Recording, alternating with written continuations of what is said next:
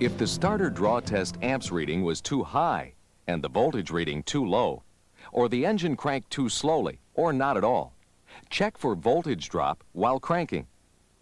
Connect the negative external voltage lead to the starter motor and the positive to the positive battery terminal.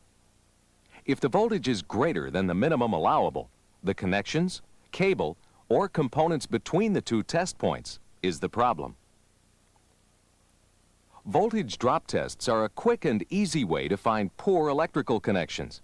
For example, if the voltage drop is excessive with the meter connected as shown, this would indicate high resistance.